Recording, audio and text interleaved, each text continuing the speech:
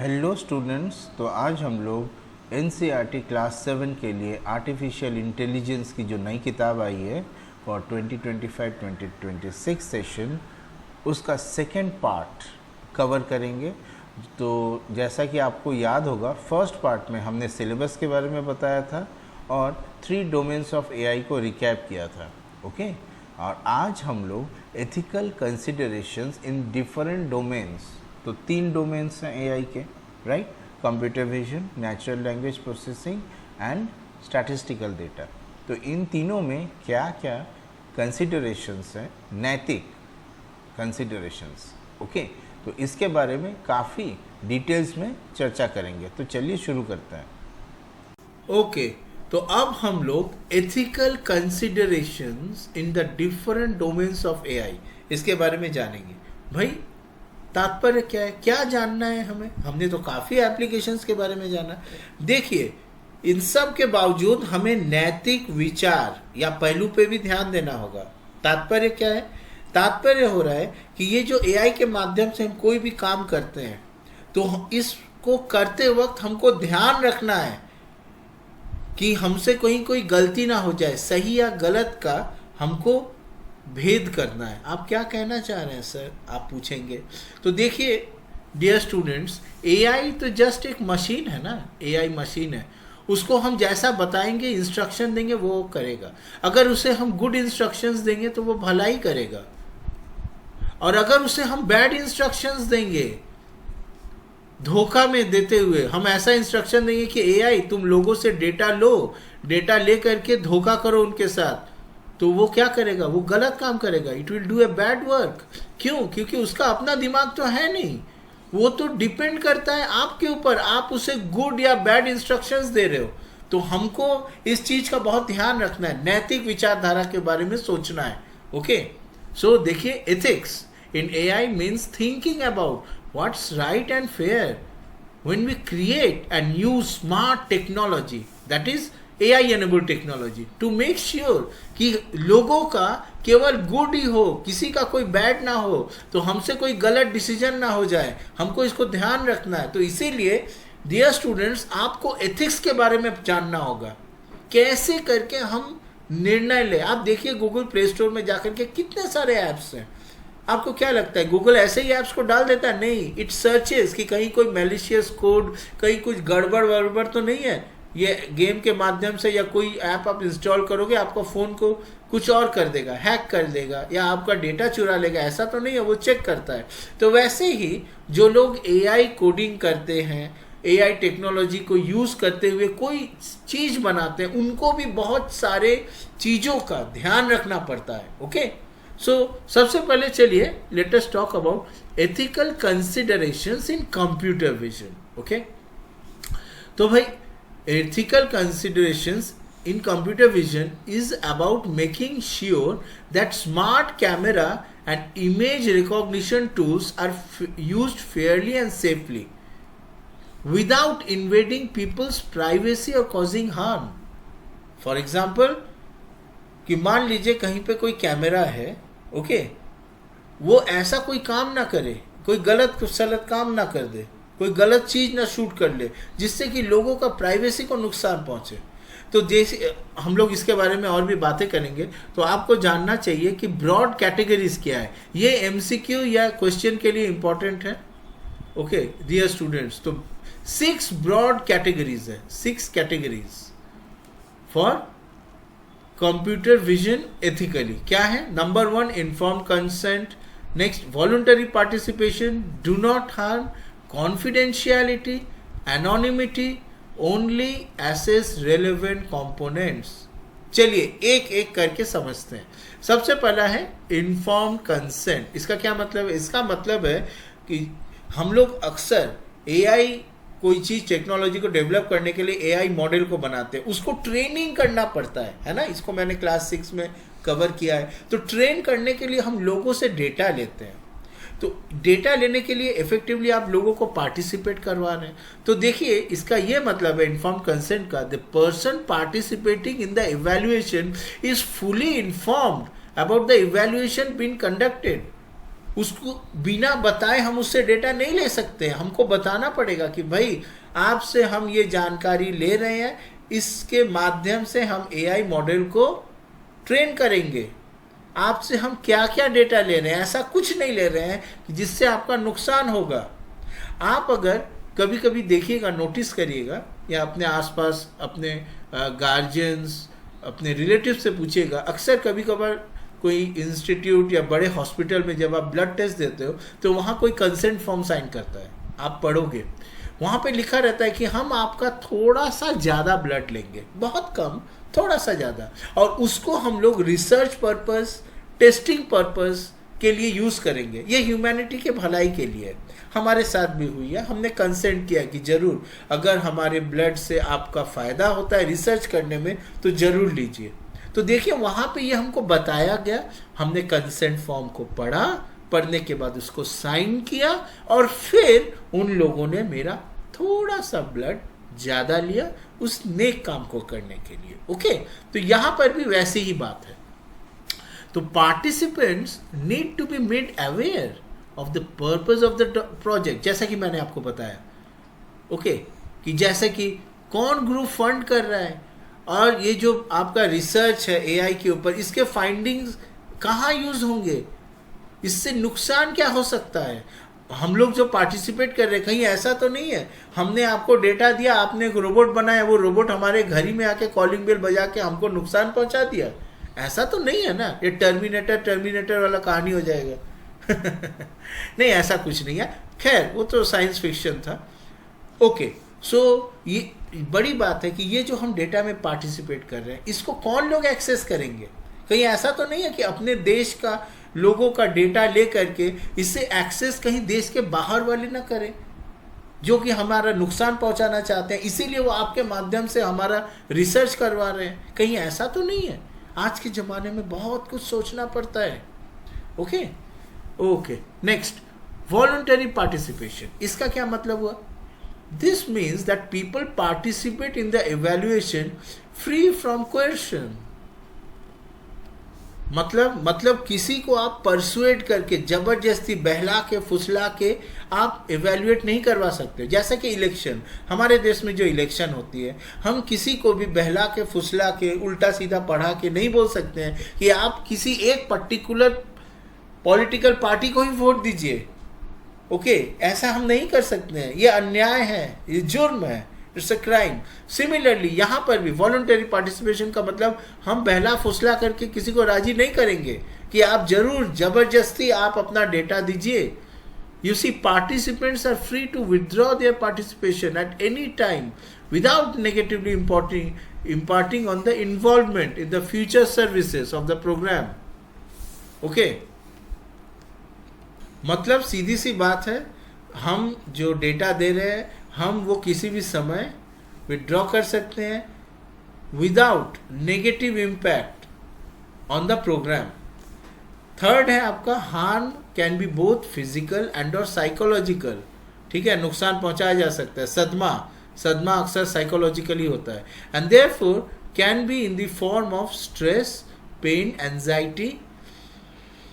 अपने self esteem को छोटा सोचना, हम तो दूसरों से कमज़ोर हैं, और हमारे प्राइवेसी को जानबूझ के इन्वेड किया जा रहा है। मान लीजिए आप कहीं पे बैठ करके कुछ फ़ोन में टाइप कर रहे हैं, कोई पीछे से आकर के आपका झांकता है, आपको पता ही नहीं है, वो तो आपका इन्वेड कर रहा है ना प्राइवेसी। तो ऐसे टाइप की चीज़ों से हमें बचना है। Okay, so this is do not harm का ये मतलब है।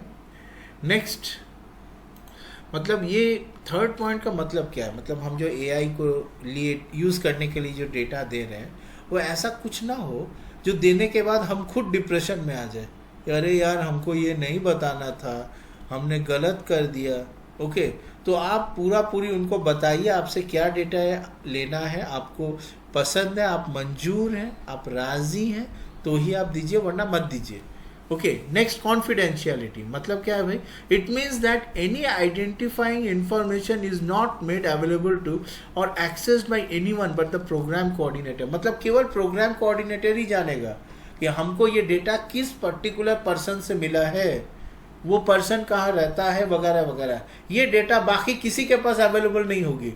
ये जो आजकल हम लोग सुनते हैं कि बैंक से आपका आधार कार्ड का इंफॉर्मेशन चोरी हो गया है या कोई चीज़ चोरी हो गया, मतलब बैंक के सिस्टम से कोई इंसान शायद इन्वॉल्व नहीं है इसमें, मतलब बैंक वालों का दोष नहीं है, उनका सिस्टम फायरवॉल को ही इन्वेड करके कोई हैकर इंफॉर्मेशन चुरा ले रहा है। ओके, तो इंफॉर्मेशन चुराने से तो कॉन्फिडेंशियलिटी खत्म हो जाएगी। बैंक में कितना रुपया है, कहाँ क्या है, ये किसका क्या है, वो हैकर जान जाएगा। वो हैकर जान जाएगा, मान लीजिए किसी एक बैंक में एक पर्टिकुलर आदमी का सबसे ज़्यादा रुपया है, तो वो उसके पीछे लगना शुरू करेगा। तो ये सब तो गलत चीज़ है ना।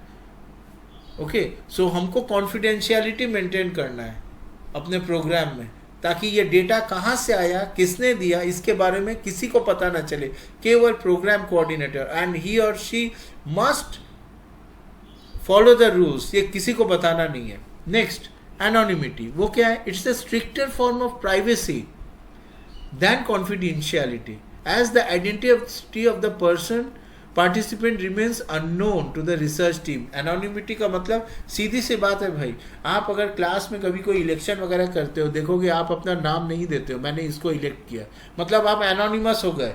तो वैसे ही एआई में भी, एआई मॉडल को ट्रेन करने के लिए भी हम अगर कभी डेटा दें, जरूरी नहीं है हम कौन है, कहाँ से आए हैं, क्या उम्र है, मेल है या फीमेल, हम कुछ बताएं, हम बस जाएंगे चुपचाप डेटा देंगे, हट जाएंगे, that's it, I am remaining anonymous. उस वक्त प्रोग्राम कोऑर्डिनेटर भी नहीं जान पाएगा ये डेटा कहाँ से आया है, लेकिन ये डेटा जेन्युइन होना चाहिए, फेक नहीं होना चाहिए।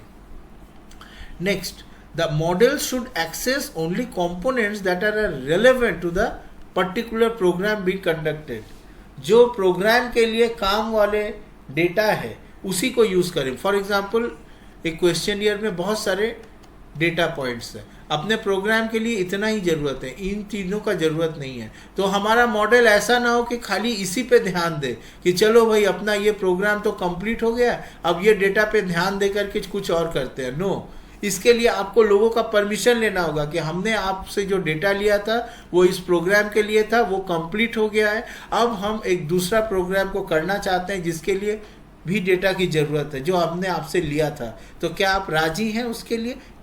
समझ रहे हैं ना? हर एक स्टेप आपको फॉलो करना है, बिना बताए कोई काम नहीं करना है। आप सोचिए, आप जब खेलने जाते हो तो आप बिना बताए मम्मी पापा से घर, जहां आपका प्लेग्राउंड है उससे दूर किसी और के घर चले जाते हो क्या, बिना बताए, जो कि बहुत दूर रहता है? ये सही होगा क्या? मम्मी पापा आपका चिंता नहीं करेंगे? वो कितना टेंशन में आ जाएंगे अगर मान लीजिए वो जाते हैं प्लेग्राउंड में देखने के लिए कि मेरा बच्ची या बच्चा कैसा खेल रहा है, आपको मिलेगा नहीं, और आपने उस जिस दोस्त के घर गए आपने किसी को इन्फॉर्म नहीं किया, मान लीजिए वहाँ रास्ते में जाते हुए आपका कहीं कुछ नुकसान ही हो गया, एक्सीडेंट वगैरह हो गया, तो फिर क्या होगा? You have to be very careful dear students. Okay, तो हम लोग पढ़ रहे हैं एथिक्स इन एआई, उसके 3 पार्ट हैं, आप सोच सकते हैं। फर्स्ट पार्ट जो हमने पढ़ा वो था एथिक्स इन कंप्यूटर विजन। अब हम लोग पढ़ेंगे एथिक्स और एथिकल कंसिडरेशंस इन एनएलपी, नेचुरल लैंग्वेज प्रोसेसिंग। तो भाई फिर से ज़रा डिस्कस करें, एथिक्स क्या है? Ethics is all about figuring out क्या सही है और क्या गलत है, खास तौर पे जब हम एक दूसरे के साथ इंटरेक्ट करते हैं और अपने दुनिया के साथ भी इंटरेक्ट करते हैं। देखिए, इंसानों को जो है रूल्स फॉलो करने की ज़रूरत है, और वैसे चॉइस हमें लेना है, ऐसे डिसीजंस लेना है जो कि मॉरली करेक्ट हो, राइट। और ठीक उसी तरीक़ा से ये तो एथिक्स हो गया ना। एथिक्स का एप्लीकेशन अगर हम एआई में करें तो वो होगा एआई एथिक्स। तो एआई एथिक्स में आर्टिफिशियली इंटेलिजेंट जो मॉडल है जिसको कि हम ट्रेन कर रहे हैं, तो उसको भी कुछ रूल्स फॉलो करने की ज़रूरत है ताकि वो सही चॉइसेस कर सके। ओके, तो देखिए, AI can make decisions that aren't fair to everyone. कभी कभी AI जो है ऐसे डिसीजन ले सकता है जो सबके लिए सही नहीं है, कुछ ग्रुप्स के लिए गलत भी होगा। अब आप सोचेंगे कि ऐसा कैसे हो गया, तब ऐसे हो सकता है। देखिए, this happens because the AI learns from information that might not show the whole picture. हमने बार बार कहा AI क्या है, हम लोग AI जो बोलते हैं तो इफेक्टिवली आर्टिफिशियली इंटेलिजेंट मशीन है, उसको हम लोग ट्रेन करते हैं, है ना, उसको हम लोग ट्रेन करते हैं थ्रू डेटा। तो हम लोग उसको डेटा देते हैं और ट्रेन करते हैं, अगर वो गलत करता है तो हम लोग उसको करेक्ट करते हैं, ऐसे करके हम ट्रेन करते हैं। अगर हम उसको सही डेटा ही ना दे, एक्चुअली आप मान के चलिए इतना है डेटा, पूरा एआई को हमको इतना डेटा देना चाहिए, पर हमने उसको ये वाला पार्ट नहीं दिया, हमने केवल उसको ये डेटा ही दिया, तो हमने तो गलत काम किया, है ना। हमने तो एआई को पूरा पिक्चर दिखाया ही नहीं। तो अब जब एआई मॉडल, एआई प्रोसेस करके कोई एक आउटपुट देगा, तो वो आउटपुट जो है वो इसको रिफ्लेक्ट करेगा, इसको नहीं करेगा आउटपुट। वही चीज़ हम यहाँ बोल रहे हैं कि कभी कभी एआई ऐसे डिसीजंस लेते हैं जो कि सबके लिए फेयर नहीं होता है। मान लीजिए ये ग्रुप ऑफ पीपल है और ये ग्रुप ऑफ पीपल है, इनका हमने एआई में डेटा दिया, तो जो रिजल्ट निकला वो इनके लिए फेवरेबल होगा, पर इनका तो डेटा गया ही नहीं, इनके बारे में एआई जानता ही नहीं है, इसीलिए जो एआई दे रहा है आउटपुट, उसमें इन लोगों का कोई कंसिडरेशन नहीं है, तो आउटपुट इनके लिए नुकसानदायक हो ही सकता है ना। आपको ये बात ध्यान से समझनी है, क्योंकि फ्यूचर में आप लोग भी डियर स्टूडेंट्स कहीं ना कहीं कभी ना कभी एआई को यूज़ करोगे। हो सकता है आप मॉडल्स को ट्रेन करो, तो इन बातों का आपको ध्यान रखना है। ओके, तो देखिए, following are some of the ethical issues in NLP. अच्छा भाई, क्या है? नंबर 1 इज बायस। बायस दो रकम के होते हैं बायस, एक है हिस्टोरिकल बायस, दूसरा है रिप्रेजेंटेशन बायस। अब ये क्या है? देखिए, हिस्टोरिकल बायस जो है, this is reflected by how the everyday generalisations and stereotypes crawl up in how the machine interprets the data. मतलब क्या है? देखिए, जैसे कि हम लोग एक वर्ड यूज करते हैं लाइक नर्स, तो जब भी आप और हम नर्स बोलते हैं तो देखिए दिमाग में क्या आया? किसी औरत का एक इमेज आया, है ना। सो you see the nurse is highly associated with women. यहाँ पे हम चूंकि एक औरत के साथ उसको अटैच कर रहे हैं, तो यहाँ पे हम डिस्क्रिमिनेशन कर रहे हैं, क्योंकि दुनिया में तो केवल औरत तो है ही नहीं, और भी जेंडर है, राइट। मेल है, फीमेल है, थर्ड जेंडर भी है। ओके, तो हम तो यहाँ पे केवल नर्स मतलब औरत, ये एक डिस्क्रिमिनेशन किए टूवर्ड्स ए पार्टिकुलर जेंडर। तो ये जो बायस है ये क्यों हो रहा है? क्योंकि ये हिस्टोरिकली हमेशा से होते आया है। सो यही हम कह रहे हैं, ये एक हिस्टोरिकल बायस है। दूसरा है आपका रिप्रेजेंटेशन बायस। क्या है भाई? It occurs when some part of the population is either over represented और highly neglected in the data. हमने कहीं से डेटा लिया, किसी शहर से, तो वहाँ पे जो रिच लोग रहते हैं उनका डेटा को हमने ज़्यादा इंपॉर्टेंस दिया, हाईलाइट किया, और जो स्लम्स में रहते हैं, पुअर पीपल हैं, बिलो पॉवर्टी लाइन है, उनका डेटा को हाईलाइट नहीं किया। तो आप बताइए हमें, क्या ये सही है? बिल्कुल नहीं। This is bias. यही तो हम बता रहे थे, ये गलतियां हैं। Okay, this leads to false generalizations. अगर हम ये बायस, देखिए यहाँ पे हम एआई को ट्रेन करते वक्त जो डेटा देंगे, अगर हम डेटा में ही ये बायस कर दें तो एआई को तो गलत इन्फॉर्मेशन जाएगा, तो एआई भी आउटपुट क्या देगा? अपने एनालिसिस का एआई आउटपुट गलत देगा। ओके, तो आपको इन बातों को ध्यान रखना। So you see, representation bias also leads to false generalization and weak insights by the model. जैसे कि मान लीजिए एक बात बोलते हैं हम आपको, जब हम डॉक्टर वर्ड बोलते हैं तो हमारे दिमाग में क्या इमेज आता है? हमारे दिमाग में कोई मेल या फीमेल, दोनों में से किसी का भी इमेज आ सकता है। तो यहाँ पे कोई बायस नहीं है, लेकिन नर्स में देखिए हम लोगों का एक बायस आ जाता है ना। तो यही बात है। चलिए, सेकेंड चीज जो है इम्पॉर्टेंट, वो है errors in text and speech. देखिए, commonly used applications and assistants encounter a lack of efficiency when exposed to misspelled words। मतलब हम ये जो आपको बोल रहे हैं ना, मान लीजिए मशीन जब इसको इंटरप्रेट करेगा, हो सकता है मशीन सही तरीका से इंटरप्रेट ना करे मेरे बातों को, मेरे शब्दों को सुन के। अक्सर आप देखोगे व्हाट्सएप में भी है, बहुत सारे जगह में है, क्या है ये जो हम बोल रहे हैं आपको, स्पीच टू टेक्स्ट। हम बोलते जाएंगे, वो लिखता चला जाएगा, तो इसमें अक्सर स्पेलिंग मिस्टेक्स होता है। आपको स्पीच टू टेक्स्ट करने के बाद में करेक्शन करना पड़ता है। ओके, क्यों? क्योंकि ऐसा एरर्स आ ही जाते हैं मिसस्पेल्ड वर्ड्स से। ओके, तो इसको भी आपको ध्यान रखना है। Next, use of slang and colloquial words. देखिए, slangs are formed on regular basis, then it's hard to tap on every new phrase that gets popular within a very short period. Similarly, colloquial words have no definite dictionary meaning and they present a high chance of problem with the usage of NLP. अक्सर हम लोग बात बोलते हुए, मान लीजिए कोई अगर स्लैंग लैंग्वेज यूज़ करता है या कोलोक्वियल वर्ड्स यूज़ कर रहा है, तो वो NLP उसको आपका कन्वर्ट नहीं भी कर सकता है, क्योंकि ये जो है रीजन डिपेंडेंट हो जाता है. एक कंट्री के डिफरेंट एरियाज में स्लैंग या कोलोक्वियल वर्ड्स डिफरेंट होता है. एनएलपी के पास में हो सकता है सबका डेटा नहीं है, उसके पास में हो सकता है किसी एक पर्टिकुलर इलाके का ही डेटा है, वो उसी को जनरलाइजेशन सोच के बैठा हुआ है. तो बाकी जगह का अगर स्लैंग या कोलोक्वियल वर्ड्स हम यूज़ करेंगे, एनएलपी उसको कुछ समझ ही नहीं पाएगा. Okay, this is a possibility. तो देखिए, अब आप पूछेंगे कि सर ज़रा एग्जाम्पल दीजिए. तो देखिए, कोलोक्वियल वर्ड्स में अक्सर लोग बोलते हैं, आप सुनेंगे, I am gonna go, I am gonna come. Okay, ये जो गोना गोना बोलते हैं, आई एंट कमिंग, ये जो है ना, ain't gonna something like this are colloquial words. ये एक्चुअल वर्ड्स है ही नहीं इंग्लिश में. Okay, they are grammatically incorrect. लेकिन आप जाइए कहीं भी, आप फॉरेन कंट्रीज में जाइए, रास्ते में किसी से भी बात करिए, आप देखिएगा वो लोग ऐसे ही बातें करते हैं, कॉमन पीपल. ओके, सो एनएलपी को उसको भी कन्वर्ट करने में दिक्कत आता है. तो देखिए, यहाँ पे एक माइंड मैप के जैसा बनाया गया है. तो हमने एथिकल इश्यूज इन एनएलपी, यहाँ हमने बायस के बारे में पढ़ा, errors in text and speech और use of slangs and colloquial words. वैसे ही बायस में दो कैटेगरीज हैं, एक हिस्टोरिकल बायस और एक रिप्रेजेंटेशन बायस. इसके बारे में हमने पढ़ा. तो अब हम लोग थर्ड पार्ट पे आ जाते हैं. So this should be 16.3. So ethical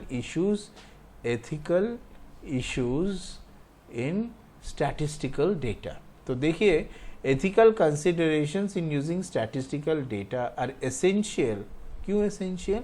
to promote fairness, transparency. कहीं कोई छिपा हुआ कैलकुलेशन हम नहीं कर रहे हैं, हम जो भी एनालिसिस कर रहे हैं सब आसानी से दिखना चाहिए. Okay, and responsible decision making. गलत सलत डिसीजन नहीं लेना है, कोई डेटा को लेकर के सही डिसीजन लेना है. तो इसके लिए हमें मॉडल के माध्यम से उसको सही तरीक़े से ट्रेन भी करना पड़ेगा, है ना. तो चलिए कुछ ethical considerations using statistical data के बारे में डिस्कस करें. Number 1, fair and unbiased. तो देखिए, AI decisions should be tested for skewed results or biases that might have existed in the training data. हम बार बार बोल रहे हैं, ये AI मॉडल है, राइट. इसको हम डेटा देते हैं और ट्रेन करते हैं. अगर हमारे डेटा में ही गड़बड़ी रहा, डेटा पूरा पिक्चर नहीं रखा, हो सकता है एक्चुअली डेटा इतना है, इतना एक्चुअल डेटा है, पर हमने उसको सब पार्ट दिया है, तो हम ऑलरेडी बायस्ड डेटा उसको दे रहे हैं. तो वो जो आउटपुट देगा ना, वो कभी भी ये पूरा पिक्चर को रिप्रेजेंट नहीं कर सकता है. This will be wrong, this will be incorrect. तो हमको AI डिसीजंस को टेस्ट करना है. किसके लिए? कि कोई गलत सलत रिजल्ट अगर हमें मिलता है या बायस अगर हमको दिखता है, एक ही टाइप का वो आंसर दे रहा है, तो इसका रीज़न हो सकता है कि हम जो उसको डेटा दे रहे हैं वो डेटा में ही गड़बड़ी है, वो पूरी अनबायस्ड डेटा नहीं है. Next, transparent explainable. देखिए, एक non technical person can understand why our AI systems arrive at certain conclusions when it comes to determinations related to individuals. तो देखिए, मतलब सबको समझ में आना चाहिए कि भाई AI कैसे काम कर रहा है. यही है ट्रांसपेरेंसी का मतलब. ऐसा नहीं कि जो कंप्यूटर इंजीनियर है, जो बहुत महान कैलकुलेशन करता है, सब कुछ जानता है, वही समझेगा. किसी को भी समझ में आना चाहिए कि भाई ये AI कर क्या रहा है, क्योंकि ये पूरे पब्लिक के लिए. पब्लिक में सब कोई बहुत एडुकेटेड नहीं रहेंगे, सब कोई computer engineer, computer programmer, coding experts नहीं रहेंगे. नॉर्मल पीपल भी रहेंगे जो सिंपल भाषा में, मान लीजिए AI क्या करता है, वो उन्हें हिंदी में भी समझ में आना चाहिए, किसी भी अपने मदर टंग में समझ में आना चाहिए. तो वॉलंटियर्स एंड यूजर्स जो कि यूज़ करेंगे शुड बी इन्फॉर्म्ड. किस चीज़ के लिए? How data are collected stored, used and protected through clear privacy statement. उनको हम लोग जब डेटा लेंगे किसी से तो हम उनको बताएंगे कि हमने आपका डेटा जो लिया कहाँ स्टोर करेंगे और इसको हम लोग प्रोटेक्ट करेंगे डेटा को, ठीक है। डेटा प्रोटेक्शन बहुत इम्पोर्टेंट है आज के ज़माने में। हमारा डेटा किसी गलत इंसान को पड़ गया तो बहुत नुकसान हो जाएगा हम लोगों का। Next, privacy and data protection. The user privacy and data right should be respected. देखिए, minimum information absolutely necessary should be use for every step of development. मतलब जो एकदम ज़रूरत डेटा है भाई उसी को यूज़ करिए, जो ज़रूरत नहीं है उसको मत करिए, ठीक है। तो एक सर्वे किया हमने, लोगों से बहुत सारा सवाल पूछा, तो हो सकता है हमने 10 क्वेश्चंस पूछे, बाद में उसको हम लोग एआई मॉडल को ट्रेन करने के लिए यूज़ करेंगे इन क्वेश्चंस का आंसर्स। मान लीजिए हमने 10,000 पीपल से सर्वे किया है और पता चला कि ओनली फर्स्ट 5 क्वेश्चंस ही रेलेवेंट है, तो हम लोग ओनली फर्स्ट 5 क्वेश्चंस और उनके आंसर्स को ही एनालाइज करेंगे, बाकी के जो 5 है उनको एनालाइज नहीं करेंगे, ओके। Next, accountable. भाई इसका क्या मतलब है? देखिए, AI solutions should be responsible enough to give the users confidence and provide a point of contact for questions. हमको किसी एक इंसान, जिसको कि POC बोलते हैं, पॉइंट ऑफ कांटेक्ट की ज़रूरत है, जिससे कि हम कांटेक्ट कर सकें कि हाँ भाई हमारा सवाल है, आपने जो हमसे डेटा लिया था या जो कर रहे हैं इसके बारे में हमें अचानक से कुछ क्वेरी करना है, जानना है, ओके, डायरेक्टली और through our trusted partner network. तो POC की बहुत ज़रूरत है। आज के ज़माने में हर एक चीज़ में एक पर्सन होता है इन्वॉल्व, जो कि पॉइंट ऑफ कांटेक्ट होता है, ओके। क्योंकि ये जो टीम है जो AI को बना रहे हो, तो बहुत सारे लोग होंगे, सबके बारे में पता तो आपको वेबसाइट में हो सकता है नहीं भी मिलेगा, लेकिन एक इंसान का ज़रूर से डेटा देना है जिससे कि कांटेक्ट किया जा सके कोई क्वेरीज के माध्यम से। Next, safe, secure and sustainable. The AI solutions should be designed and deployed securely and robustly and should be defended from adversarial attacks, hacking वगैरह, to prevent misuse and reduce the risk of being compromised or causing harm. Okay. मतलब data को ही हमको बचा के रखना है, जो data हम यूज़ कर रहे हैं उसको बचाना है, और जो सॉल्यूशंस हैं उनको भी हमको सिक्योरली अप्लाई करना है, ओके। उसको कहीं कोई हैकर आकर के उस सॉल्यूशन को बदल ना दे तो हमको गलत चीज़ दिखाई देगा। हम जो देखेंगे हम सोचेंगे अरे वाह यही तो एआई मॉडल का रिजल्ट है। नहीं, एक्चुअली किसी हैकर ने या किसी इंसान ने उसको चेंज कर दिया है, ऐसा नहीं होना चाहिए। तो चलिए माइंड मैप से समझें ethical considerations for statistical data. तो हमने ट्रांसपेरेंट एक्सप्लेनेबल के बारे में पढ़ा, फेयर एंड अनबायस्डनेस के बारे में पढ़ा, प्राइवेसी एंड डेटा प्रोटेक्टिवनेस के बारे में पढ़ा, अकाउंटेबिलिटी जहां हमने पॉइंट ऑफ कांटेक्ट के बारे में जाना, और सेफ, सिक्योर एंड सस्टेनेबल चीज़ के बारे में हमने सीखा।